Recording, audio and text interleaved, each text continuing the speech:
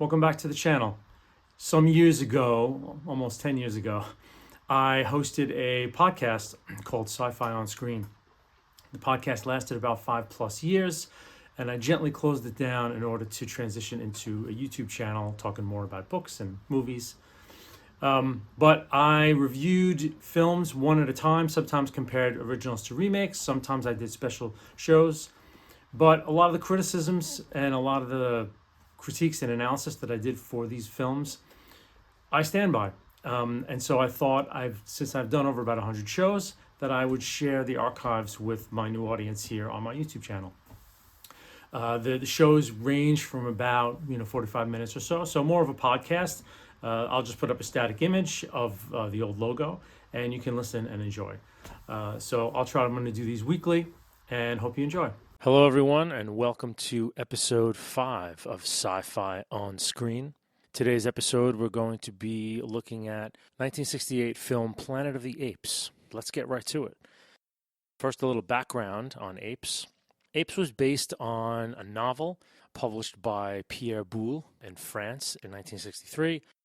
The American English version was published in June 1963. And the story is a bit different. There are a lot of similarities between the book and the film. I would urge any who are interested to head on over to Wikipedia. There is a detailed synopsis of the novel, and one can read through it and see the parallels with the film. Rod Serling took a first pass at the book, and he wrote a first draft.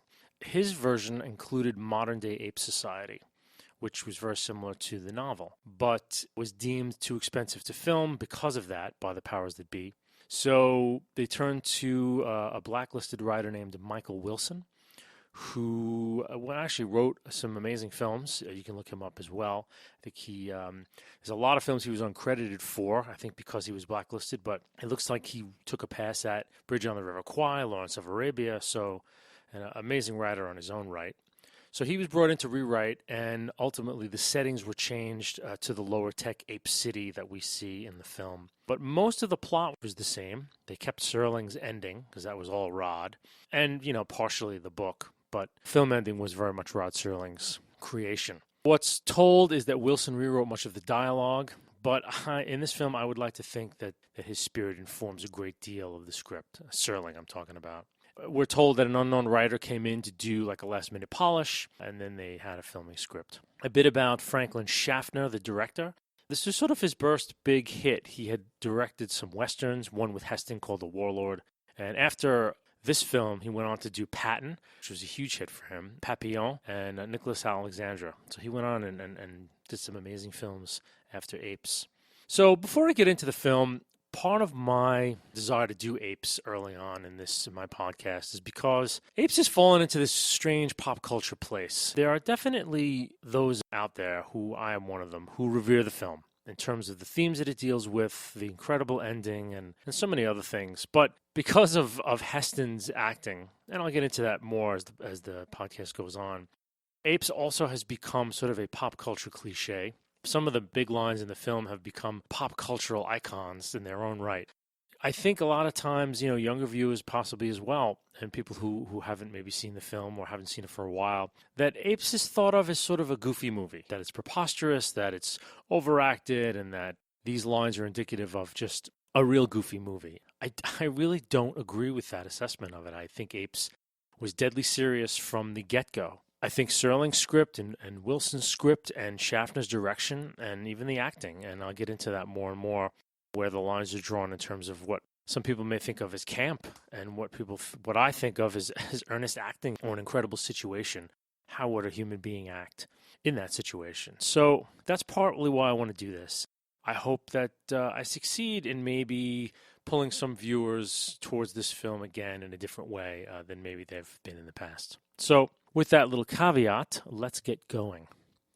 So the film opens on Charlton Heston sitting in a pilot's seat of what looks like a spacecraft. The camera's a little bit back behind him, and we see these 4 sleep chambers, which us hip sci-fi viewers of the future now recognize as sort of hibernation pods.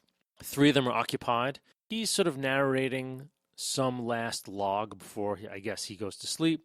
We see these really cool effects out the window. They're like colored lens flares. We don't see any stars. for me, I think this is a really neat effect. Us looking out the front of the spacecraft and we see these colored lens flares, and that's it. There's not the classic starry backdrop that we've become so used to seeing in science fiction films. So I just find that very interesting and unique.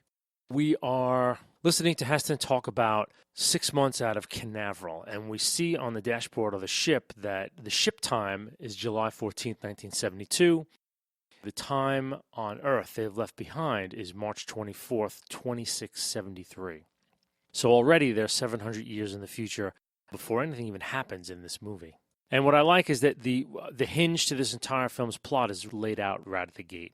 A quick word about relativity, because it's going to play a large part in how this film works. I mean, this film is based around a real scientific concept. I'm sure most people listening to this podcast are well acquainted with relativity, but in a nutshell, they're part of the relativity's theoretical effects. When an object acquires a greater mass or when an object moves faster through space, time for that object passes much slower than time on objects that are of lesser mass or moving slower. So an experiment was done in 1971 where they took 2 atomic clocks and they flew them around the Earth in these airliners. What they knew was going to happen, or what the theory predicted, was because the clocks were further up from the Earth, they were going to run faster, since those closer to the Earth, closer to higher gravity, higher mass, time would run slower. At the same time, the clocks were flying pretty quickly, and the velocity would also make them run faster. So they calculated the difference between the two effects, and in fact, when the clocks came back and compared to the original clock, the results bared out Einstein's theory. So even in a very minuscule way, relativity has been pretty well proven theoretically. So that's the hinge on which this movie goes. That obviously they keep talking about a Dr. Hassline rather than Einstein. Hassline's theory, and it's basically Einstein's theory of relativity. So we have to come to believe now that for 6 months, the crew on the ship has been accelerating up to near the speed of light. So time on Earth has been accelerating, and time for them is much slower. Now, a bit about Heston's monologue. It's a nice monologue. Sets up the early theme of the movie by, near the end of his speech, saying, "You who are reading me now are of a different breed, I hope a better one." And this is obviously a little foreshadowing of the breed that actually has succeeded mankind on the planet. Is it a better one? We don't know yet, but a little illusion, as it were. And he talks about being out in space, how it squashes a man's ego and makes him feel lonely. I like that. I like a science fiction film in the first 5 minutes. You have a character talking about how lonely he feels out in space, being so far away from home. To me, that's why I think this film still resonates, because what it's getting at underneath all of the surface details is, these are deep details that the film is playing with, and I think to its credit. And then there's a wonderful quote that he ends it, and he says, quote, "Tell me, though, does man, that marvel of the universe, that glorious paradox who sent me to the stars, still make war against his brother, keep his neighbor's children starving?" So already Taylor has this knowledge of his species and who he is, where he comes from. This will be bookended marvelously with a line from the end of the film given by Dr. Zayas, which we will eventually get to. Taylor beds down, and we are given the credits sequence. It's a very quiet opening with this wonderful score. This Jerry Goldsmith score for this film is just marvelous. It's a strange score. There are plucked piano strings and percussion and these trash can sounding Chinese cymbals and these angular sort of atonal piano lines, these bass piano lines, and you hear flutes and echoes of plucked strings, and it's an amazing soundtrack. And so the credits are very quiet opening credits. A lot of the music he's using is very sparse. And you're really given a sense of kind of wonder and awe in the beginning of this film. You're given a setup, and then you're allowed to kind of sit with that setup as the music kind of pans in and you go through the credits. Then suddenly the camera is wheeling and whirling above like a desert scape. You get a sense that the camera is sort of affixed to the front of the spacecraft because we're moving through these canyons and over and under these hills.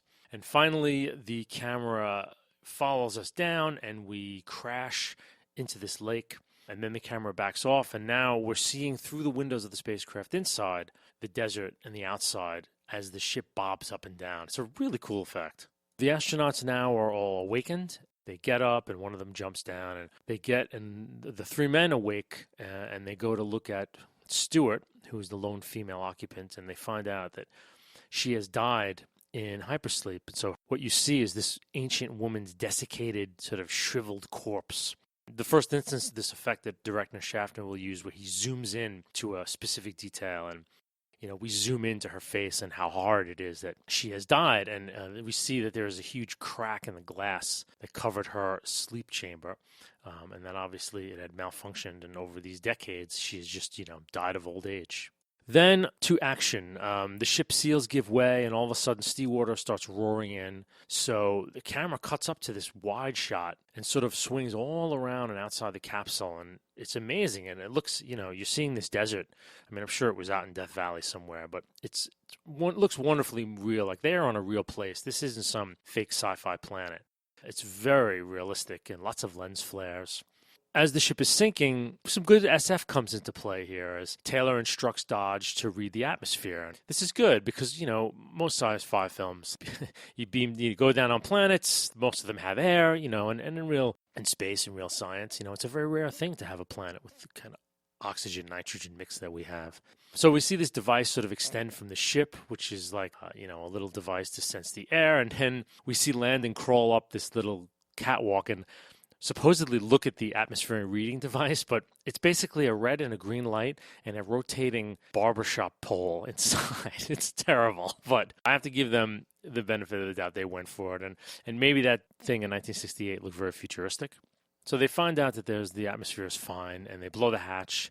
But before they leave, Taylor has a last look at the Earth time chronometer, and now he sees that the date is November the 25th, 3978.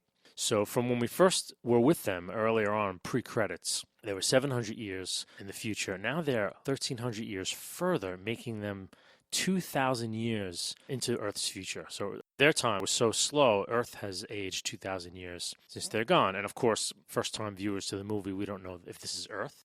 We just know that on Earth, it's 2,000 years have passed. There's some nice wide shots of the men paddling away in a yellow life raft as the ship sinks. Then they continue to paddle on through this wonderful canyon. It's beautiful canyon. This very narrow river with these very high sides. And right away, man, you're in the setting. I mean, this is a real place. This is no green screen. They're really rooting you in the fact that they are in a place. So eventually they land and they take stock of their provisions. They find out that they have 3 days of food and water. And Taylor finally lets them in on the time readings, letting them know what he's seen as he left the ship. And basically he's pushing on this guy, Landon, and we have no idea why. But he's pushing him like time's wiped out everything you ever knew. And Landon is kind of pushing back at him like, hey, until you can prove it, it's still just a theory. Again, foreshadowing the end of the film when it's proved pretty much beyond a shadow of a doubt that it is in fact real.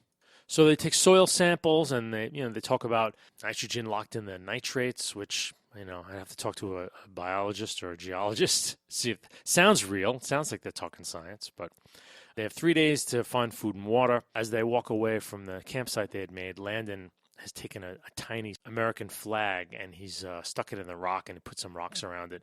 And Schaffner zooms in on it with that famous shot of his that he always uses in this film. And Taylor laughs and laughs and laughs very cynically. It's a great moment, like someone like Landon is still holding on to such things as nationalism when, in Taylor's mind, 2,000 years have passed. If there's anything even remotely connected to the United States of America, it would be such a long shot that is, in fact, a big joke. So they start their trek through this rocky desert. And it's beautifully shot. There are long scenic vistas, and there are long shots where, you're really just seeing landscape and the three tiny men walking along sort of a rocky outcropping. Lots of lens flare. I wonder how much J.J. Abrams watched this movie. I see the amount of lens flare in it. And rocky outcroppings and Goldsmith's wonderful score. They take their time. It's a very quiet film as it opens. It's eerie. You don't know where you are or what's going on. And the director and the writer kind of let you sit there and sort of soak in the eerie desolation of where these guys are. We're not thrown huge drama right away. They're explorers and they're doing their thing and we're seeing where they are. And I think that when directors take their time to really put you in a place, there's a subliminal effect that happens that maybe you don't know, that you're not conscious of as a viewer, that grounds the film in a way that if you're rushing past the scene or the setting and you're not giving your audience time to kind of settle in, that it's going to be harder to grab them going down the road. Obviously, I can't prove that, but I know that films that take their time to open, if I'm not in a rush and I can go with them, I seem to tend to just be rooted in those films later on. There's more at stake for some reason, and I can never really figure it out. But one of my theories is that taking your time with opening up a film and setting the stage in a real granite way really helps things. And anyway, I think it really helps here as well. Now, truth be told, the two obstacles of their trek are kind of ridiculous. There's one where the three of them have to kind of scooch down the side of a large hill. And, the music makes it seem like they're falling off Everest, and it just seems like they're sledding. It's kind of goofy. And then there's one where evading one semi-large boulder, has them completely exhausted. So some of the things they have to go through on this trek are kind of ill-conceived and definitely very dated. There are some cool effects, though, and there's some new things where at night there's this thunder and lightning, and the sky sort of flashes in these really wild violet and green colors.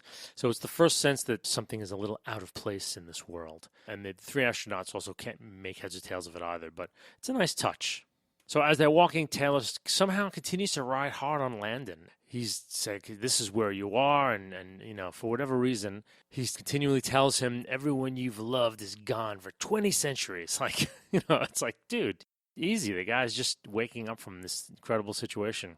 One little funny line where Heston tells Landon, well, if you actually did make it back by now, they'd feel like you've fallen out of a tree. So again, another little allusion to what's to come. And then there's a very pat bit of very old stock dialogue where Taylor basically is like, let me tell you, Landon, who you are. You were the all-American boy and signed on for this trip of glory and blah, blah, blah. And you wanted immortality and heroism, and look what you found. So for whatever reason, it's a goofy 1950s kind of the all-American boy, really. And it's too pat because Landon basically is like, well, yeah, you read me right, Taylor, but why can't I read you? Landon gets back to Taylor by basically saying, you're different, you're a complete negative, and that he thought life on Earth was meaningless and that he despised people. So you get a bit of kind of who Taylor was or is exactly. Taylor kind of says his purpose for being out in space is that there must be something better out there, and that he's looking for it. So obviously setting you up for what's to come, which I think is great. So they discover a lone plant. It's this little plant in the desert. Beautiful evening shots of the desert landscape. So also some lens flare. So they wind up following another plant and another, sort of continuing on, thinking that they're on their way to finding more life. And suddenly during a trek through this rocky area, the camera's sort of low angle, and we see high up on some cliffs nearby these little human figures running. So immediately it's our first sense of there are other people on this planet besides them. They kind of look human. We're not really sure if they are or not.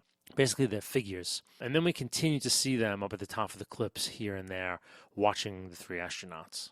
They enter some scrublands, and they see off in the distance these sort of ape scarecrows. The ape scarecrows are these large X's covered with gorilla hide and fur. And they look cool, man. They look the Jerry Goldsmith score getting you with its creepiness.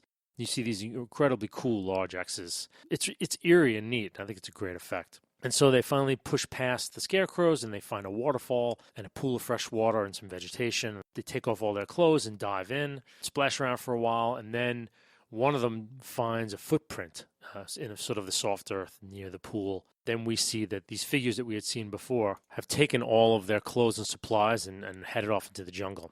So the three astronauts follow them, and as they're chasing them, they're realizing that they're shredding their clothing and smashing all their equipment. And by the time it's over, they come out of the jungle into this beautiful sort of pastoral landscape, and the humans are just there, taking corn, going up into trees, and throwing down fruit. There's this wonderful Eden that they've discovered. I think Landon makes some remark about them, and Heston has this great line. He's like, if this is the best they've got, in 6 months we'll be running this planet. And that moment, the apes attack. And obviously, now we don't know the apes attack. And I think the way the apes are revealed here is such a great moment. First, they hear something out in the distance. There's a long silence. And then all of a sudden, the humans are running. And the three astronauts kind of follow along. They're running into the corn. And then suddenly, we see rising up above the corn these beating sticks. And so obviously they can't go the way of the beating sticks, so they all turn around and run. And then all of a sudden, we see horses are arriving, and then a horse goes by Taylor and turns around, and the camera zooms in, and it's the face of an ape in a uniform riding the horse. And then we immediately get Taylor's reaction shot, and it's amazing. I think it's a great reveal. We've been in this film for like 25, 30 minutes, and now we've just seen an ape. And I think the decision to do it that way is key because you've been built up, and now, boom, it's right there. And smartly, you can't linger on it because our protagonists are in trouble. There's danger to run from, and of course, they do. We see all the beating sticks kind of emerge, and of course, they're being held by apes. Everyone runs willy-nilly. Taylor ends up leading his apes on a chase. So they're running around. Landon is caught. Dodge is actually shot and killed. And then Taylor is shot in the neck, which is, again, a brilliant setup for the next part of the film. And then there's a really cool scene. It's just after the hunt. Again, it's dead quiet. There's no dialogue. And it's just like a quiet scene of the apes going about their business after the hunt. Humans are stacked in a pile. Some dead humans are hung. The apes are kind of packing up. And then there's a bunch of apes standing in an area, and another ape with a cigar in his mouth takes a photograph, and they laugh. And there's a lot of these neat little scenes in the movie that I think make this movie really great. We cut to Taylor in Ape City, which is kind of an odd, low-tech place. It's not quite medieval. I mean, they know how to do transfusions. Taylor is being given a transfusion of blood from a woman that he's noticed a few times during the hunt, and we will be introduced to as Nova. I'll refer to her as Nova from here on, even though in the film she's not given a name until later. And then we're introduced to Kim Hunter as Dr. Zira, who is a animal psychologist. Right away, now that you're in a scene with apes, you realize that the makeup is fantastic. I have to give a shout out to this guy named John Chambers, who's the makeup artist for this film. And what's great about the makeup here is that there's very little delineation between when you see someone's eyes and the skin, as and the eyes as it goes out to sort of the ape prosthetic. It's seamless. So you're getting, you clearly can see the human being's eyes, which for film is so necessary. They've done it in such a way that when people speak underneath these masks, the mouths move as well. So you're not getting these dead masks. It's very lifelike. I think from what I've seen, I remember seeing the documentary. There's a documentary out called Behind the Planet of the Apes, and obviously it goes into all 5 of the original movies and gets into the makeup and everything. They had to enunciate their words when they spoke kind of more than normal to get their lips to move for the prosthetic masks. But they did it really well. The great thing about the makeup is that these characters emerge rather quickly. Zira is a tremendously intelligent woman with bright, quick eyes, and you're in. Like, she's immediately a believable character. And being a female character, she's given intelligence. She's an animal psychologist. She's smart. She's funny. Like, she's an amazing character. Kind that you don't really see in a lot of sci-fi films very often. Now, one thing that has to be said here, the huge leap of faith you have to make as a viewer in this film is that the apes speak English and that Taylor can understand them. So the fact that this wouldn't have clued Taylor in early on in the movie, that he was back on Earth, you're gone from Earth for how many thousands of years, and you come back and you land on what you think is an alien planet, because they think they're on another planet. They don't think they're on Earth. And the twist in this whole film, they talk about that earlier on, where they believe they're certain light years from home in a certain galaxy. The fact that, they all speak English, criticize it at your leisure because it is a real criticism. I easily these days just go with it. And we get a sense now of how ape societies are organized. You have sort of the aggressive gorillas are the military. The orangutans are kind of like the conservative, like administrators and leaders. And the chimpanzees are kind of like the liberal scientists and thinkers. There's definitely a pecking order, and you can see it. And they also dress very much in different. The orangutans dress in sort of orange clothing, the gorillas in black, the chimpanzees in green. So they're immediately distinguishable. It's a nice touch where they could have all just been apes, but the fact that they've delineated the society into 3 classes already, with the humans as sort of, animal slave labor and experimental, animals as well. It's a great touch. So the humans are kept in like a zoo-like place where they're hosed down. They really do live like animals. Zira comes to visit Taylor because Taylor makes this motion of wanting to speak, but obviously his neck wound is preventing him, and it's kind of pricked her interest. So she comes to visit him, And soon after, Dr. Zaius comes to visit him, and we are greeted by the wonderful Maurice Evans, who is sort of the antagonist in this film, if you can call him that. And who, again, like Roddy McDowall to come and Kim Hunter, amazing, really in the character, very commanding. So you're getting a sense from this byplay that Zaius is not really fond of the work that Zira is doing, and that it's preposterous that apes could learn anything about themselves by studying human beings. Already, you've got like a scientific kind of faith-based rubbing of elbows here in this film. And then we have this really nice meet-cute scene between Cornelius and Zira where they meet and they look around to see if anyone's looking, and they give each other like a little kiss, and just the physicality of how they are both inhabiting these characters. And Dowell is fantastic in this, equal to Kim Hunter easily. It's a very cute scene. Taylor is now being held outside in some outside cage for the day. They're gathered around. Basically, Zira wants Cornelius to see him, and Taylor starts to write a word in the ground with a stick. They all turn around because Zaius has arrived, and then Nova, afraid that he's done something, really bad, starts to knock out the words, and some other human being sees it and starts to knock the words out with their feet. And suddenly Taylor's fighting this other human, these two men. It's a brief fist fight where you get a sense that the guy that Taylor's fighting is just an animal, like he's fighting like an ape, and Taylor has some martial training. It's interesting to see it. And Taylor, of course, wins the fight. Taylor's taken away, and then they all leave, and then Zaius walks over, and there's a little bit of the writing left. And Zaius sees it, and he scratches it out with his stick. And so we're given a brief, mystery now. What does he know, and what does he think of all this? Zira comes back to visit Taylor. There's a brief scuffle where Taylor grabs at Zira. The guard thinks that Taylor is attacking her, but in fact, he's stealing her pad and pencil. Winds up writing his name. And of course, a great moment when she gets it back and she sees the paper and it's written, "My name is Taylor." And so Taylor's taken back to her office. Then we cut back. They've obviously been in the office for like an hour. There's dozens and dozens of messages written all over the table.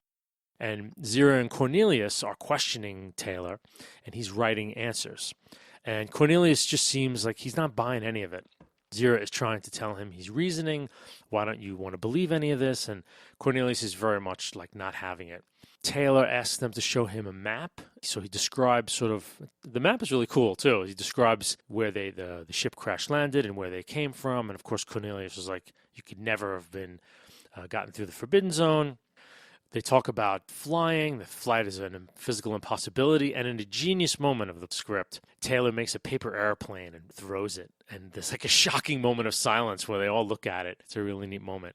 And then, of course, there's this notion of heresy that Cornelius has to be careful in what he says because there's the notion of what they call scientific heresy. And you get a sense that he's messing around with evolution, and that he's trying to purport that, apes may have evolved from human beings, but it is such a dangerous notion. Zira's kind of pushing him and saying they'll have to accept it, and he's like, no, they won't. And so it's a nice conflict, that these two really smart individuals are having to navigate the waters of their faith and their culture. And then, of course, Zaius arrives, and there's a bit there. Everyone's barking at everyone, and they see Taylor. They take him away, and Zaius picks up the airplane. He's like, what is this? And Zira says it's a toy that floats on the air. And Zaius, of course, says nonsense, and he crushes it. And he knows something. So back in Taylor's cell, he overhears some guards talking that he's about to be sterilized on Zaius' order. So right away, you know that Zaius knows something. Taylor gets away, and there's this long chase through the city where Taylor's just basically running in circles. Where the hell is he going to go? He doesn't know where he's going. And he stumbles into this funeral, which is kind of interesting. And you hear one of the ape ministers talking about heaven, and there's some toss-off to the apes have a religion here.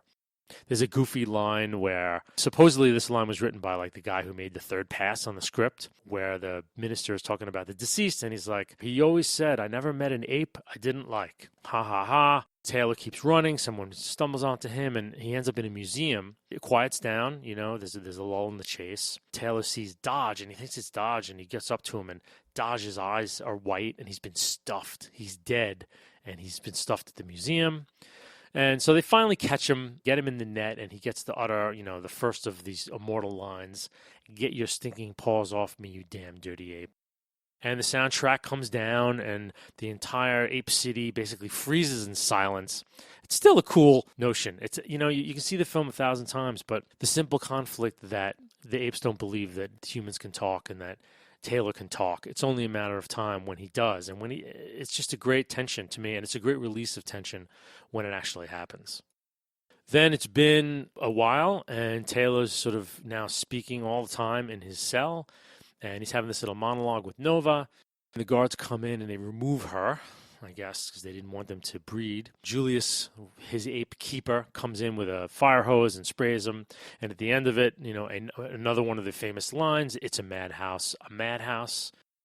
And then afterwards, there's this nice moment where he's talking to himself and kind of to Nova, where he's telling her about the world he came from. He has these great lines where one of them was that there was lots of lovemaking, but no love. That was the kind of world we made. Just a really great line, At the end of it, he's referencing when Stuart, the astronaut who came with him and the others, he says, "You're not as smart as Stuart, but you're the only girl in town." It's kind of a funny line. So now there's this show trial that gets set up, and made me think of the Scopes monkey trial that happened early in the 20th century on similar themes. So I'm sure that there was some notion as to this. But here's another one of those moments in the script where Taylor gets taken to the courthouse early, and he's standing there. No one else is there, and it's quiet. And he's just standing there. And suddenly someone comes in and puts some papers out. And then another ape comes in and puts out scrolls. And it's like 30 to 40 seconds of silence before anything happens. And it's a nice breath before, things are about to happen. So basically, the trial is sort of a trial about heresy. There's some early byplay where, since Taylor is a man, he has no rights under ape law. So Taylor writes a little speech and he gives it to Cornelius, who gives it to one of the judges, and they start to read it. And it's about, coming from a ship in the sky, another solar system, and they think it's a joke, of course. Then Cornelius and Zira, ask the prosecutor, well, why can't you let him speak for himself? And the prosecutor's like, please, let me grant them this joke. And he asks him all these questions about ape theology, obviously, which Taylor is ignorant. What does the third scroll say? And of course, because he doesn't know all this, he cannot think, which is there. I mean, it's brilliant. They talk about the other people that he was with, and he said there were some other humans captured in the hunt. So they bring Taylor outside. They gather all the humans that were with him when they were first discovered, and he sees Landon off in the distance, and he asks if he could go and speak to them, and he walks over, and he's like, Landon.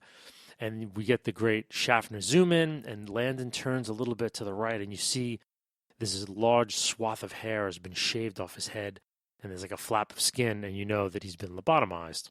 It's a great scene, man, and Heston's rage. You see that Cornelius and Zira are embarrassed, like they're ashamed because they didn't know about it. And Taylor looks at Zayas and he's like, "You did this, you!" And he's completely enraged and rushes Zayas and they grab him. But it's a great little scene, man. It's very well played. So then the last part of the hearing, Zira is given a chance to speak, and her basic thesis is like, she can find no evidence of why human beings can't speak. They possess all the parts. And she theorizes also that since Taylor hasn't come from another planet, he must be from theirs. And it's all heresy, And as she's saying this, there's a widescreen shot of the three judges. And the more she speaks, the one judge covers his eyes, the other judge covers his ears, and Zayas covers his mouth. And it's basically a see no evil, hear no evil, speak no evil kind of little joke in the movie. And it's fun. I didn't pick it up until, I'd seen it many times and someone had to kind of clue me in on it. But once that speech is done, Cornelius basically comes out and states that he thinks that apes have evolved from a lower form of primate, and he's immediately like, that's heresy, and they end the hearing with judgment to be rendered, soon. And then Taylor is brought to Zayas's sort of office. And Zayas kind of drops all pretense, man. He kind of is talking to Taylor as an equal, and he basically puts it to him. He's like, look, you're going to be sterilized, and I'm going to operate on you and do brain surgery, and you'll end up with a living, walking death, unless you tell me where your nest is in your women. Because he doesn't really believe the astronaut theory either, but he knows something. Zayas kind of asserts that Taylor is a mutant, and Taylor goes, that's heresy. And Zayas like, yeah, it is heresy.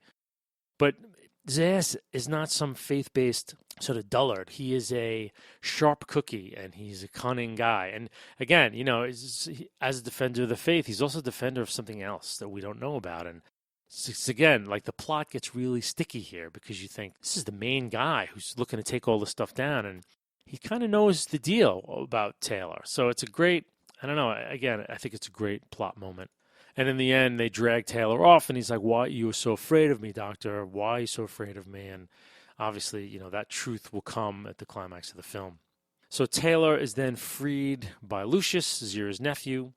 They all escape. Taylor gets guns, and they basically meet Cornelius, and they all get weapons and horses and provisions. And Taylor finally gets a gun, equips himself well, and through a long trek, which is pretty uneventful, they end up at the seashore, which is this cave that Cornelius had talked about earlier in the trial, where he had found these artifacts. So now Taylor is kind of free, and has no way is he going back to his captivity, as he even says.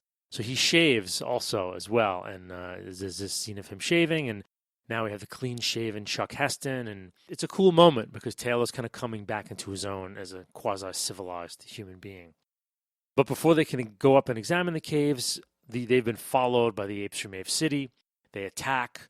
Taylor is able to take Zaius hostage. They send all the rest of the apes behind the rocks, and Taylor is now chastising Zaius on his closed mind because Cornelius is telling him that there's evidence in the cave that kind of prove his theory. So Taylor tries to set up a deal where if they can prove what they're saying is true by the evidence in the cave, Zaius will let them off.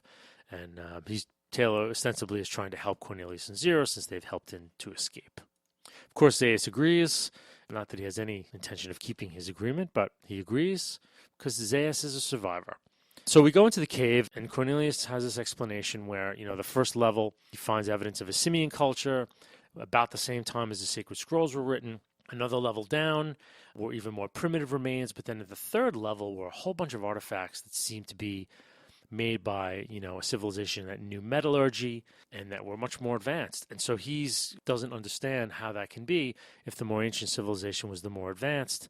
And then there's also a human doll that's there.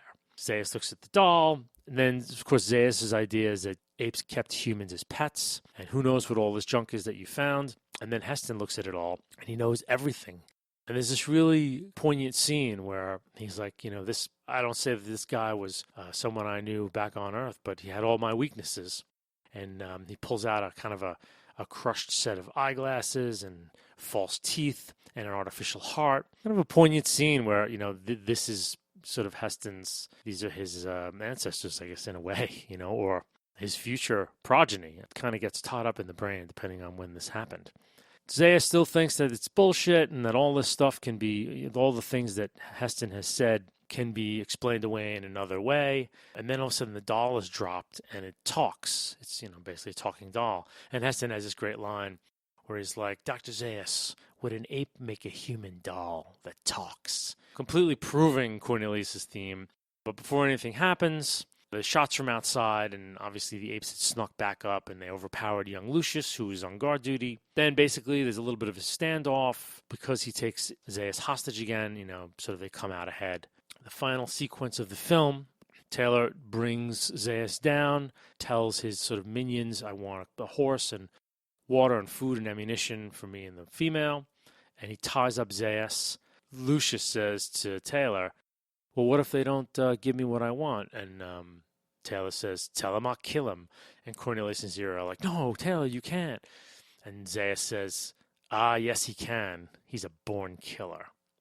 Which begins the really great part, one of my favorite parts of this whole film, which is the confrontation between Zaius and Taylor here. Taylor ties up Zaius pretty tightly. He's not comfortable. Cornelius and Zira kind of chide him. "You're hurting him." And Taylor's basically like I was hurt. You led me around on a leash. Then he basically looks at Zaius and he's like, he's known all the time about human beings. He knows about man. You ask him, he knows more than you think he does. Zaius says, "I know all I need to know of man." And he gets Cornelius to read him a section of what the apes call the sacred scrolls. I'm not exactly sure what section. They do say it in the film, but I don't know which one. Anyway, and it's a devastating read. So I'm gonna quote it in full here, because this is the bookend to Heston earlier on in the film. Taylor, I should say, earlier in the film, talking about, does man still make war against his brother? There's got to be something better than man. There's got to be something out there greater than we are, and his whole search for it.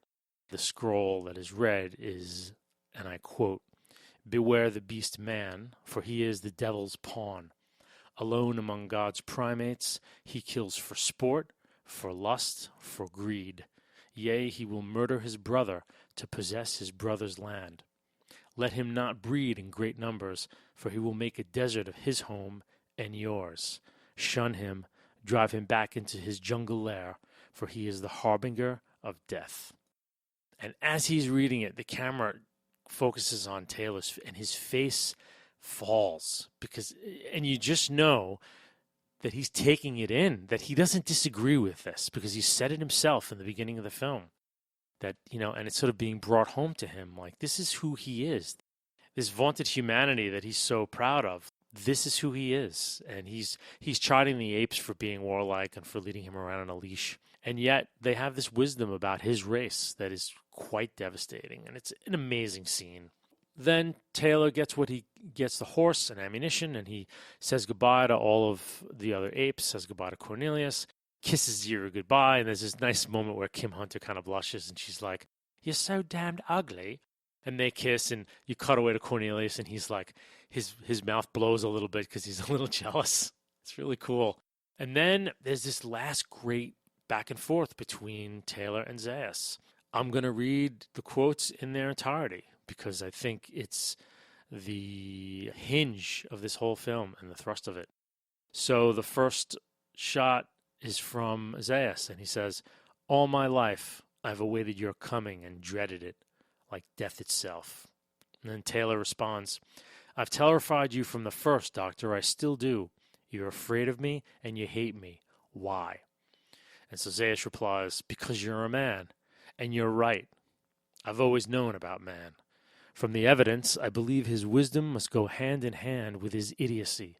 His emotions must rule his brain. He must be a warlike creature who gives battle to everything around him, even himself." So again, Taylor doesn't seem to be too spooked by this one, but it's as devastating as the scroll. I wonder if Serling wrote one of these. Maybe Serling wrote the scroll, and this guy, the second screenwriter, wrote this one, because it seems like it's one after the other, they're saying the same thing. But again, it's a devastating delivery. It's basically telling Heston that what he believed in the beginning of the movie, and he's been fighting for his supposed humanity throughout the whole movie, and yet, the very notion is he's out there because he wants to transcend it. So it's just devastating. Taylor rides off with Nova. Zayas goes back on his word once they leave, destroys the cave. He's going to try Cornelius and Zira for heresy. And there's this great line where Zira's nephew Lucius is like, "What about the future?" And Zayas says that he just might have saved it for him. And then you have the last scene in this movie, and what a scene it is. It will be legendary long after I am gone, and it will be legendary as long as there are films. It starts with the camera. First, you follow Taylor and Nova on horseback, and some nice shots of the surrounding area and of the sea. They're riding along the shoreline. You have Goldsmith's eerie score. It doesn't seem very triumphant. We're not being told by the music that our hero is won and the movie is over. Something's coming, and we don't know what it is, and it's very spooky. Eventually, there's this shot that starts where the camera's way in front of Taylor, pointing at him from high up. Pan slides over to the left, and we see some weird metal structure that looks man-made. It does not look like the rock that we've seen. It's this kind of metal-encrusted structure, and we have no idea what it is. But it slows Taylor down, and he kind of stops still on his horse. And then there's another similar shot, again, from the front, where it just shows Taylor, and then the camera, again, swings around to the left, and we see this sort of semicircle of spikes that come into the camera's view. And in the middle of the spikes, down on the sand, we see Taylor. We shoot down on Taylor, and we get his whole speech, which, what an incredible position this human being has been put in, And the speech is, quote, "Oh my God, I'm back, I'm home. All the time it was, we finally really did it. You maniacs, you blew it up. Ah, damn you. God damn you all to hell." Then the shot tracks to Nova, and she's mystified, so she looks up. The camera's then behind them, and it slowly widens out. And as it widens out, we see, buried up to her midsection, the encrusted ancient Statue of Liberty. There's no sound now. All you hear is the surf and the waves. And slowly we fade to black. And even when the credits come on, there's no music. There's just waves and ocean sounds. And as an audience, you're allowed to process that moment. There's not some rock band chiming in with the credits or some other crap. Like, you're given the chance to process this amazing moment that, the whole film has been pointed towards. I know that people make fun of Heston and they rip on him in this moment, but I'm so on board with the film that I don't find this histrionic. I mean, I don't find it overacted. I mean, what is he supposed to do, So I think if it was poorly acted, I think, when he does his crazy lines, I think if they were really badly acted, I might not like them, but they're just emphatic. He was just an emphatic actor, and he gave it his all, man, and he inhabited the role and said the lines the way he thought the character would say them in that moment. I'm completely behind him, and I love his performance. I think he not only gives a performance a physical power, but a vocal power too with his voice. And I think he's a terrific actor. I mean, I've seen him do Shakespeare. He can hold down a really big movie. I mean, he's a very versatile actor, and I think for some reason, he gets slammed a lot. And, not even talking about his political leanings later in his life, but I've always liked him, and I think he's amazing in this film and really anchors it, with his presence. And that ends the film. Just some trivia for those who are interested. This film was followed up by 4 sequels. Beneath the Planet of the Apes came out in 1970, followed by Escape from the Planet of the Apes, then Conquest of the Planet of the Apes, and then Battle for the Planet of the Apes. Then the year after Battle, they started a TV series simply called Planet of the Apes in 74. 75, they rebooted the TV series and made it an animated called Return to the Planet of the Apes.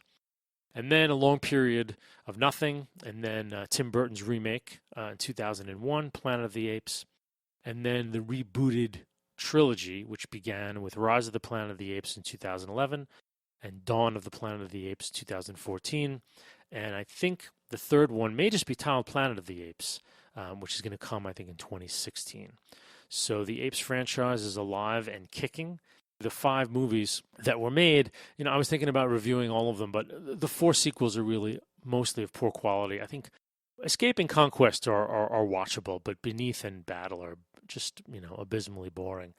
But you can go on Wikipedia, and they have fairly well-written synopses, because the story is a cyclical one, and it's very cool how they crafted the 5 movies to tell sort of a cycled story. And really, the end of the last movie is sort of a setup for the first movie. Kind of a rare and interesting thing in film to kind of have that. So I encourage you, if you don't know much about these films or their plots and you're interested in this notion, to read them on Wikipedia first. And then if you want to see them, please do. That is my review of Planet of the Apes. I hope that I may have touched on a few things that may bring this, for long-standing lovers of this film, I hope you enjoyed hearing me talk about what you probably already knew. For folks who didn't know about this movie or may have thought of it as kind of a schmaltzy, goofy film, I hope maybe, I may have inspired you to go out and rent the film and give it a second look with a different eye, than maybe you have in the past. So once again, my name is Jeff Palermo, and this is Sci-Fi on Screen, and thanks very much for listening.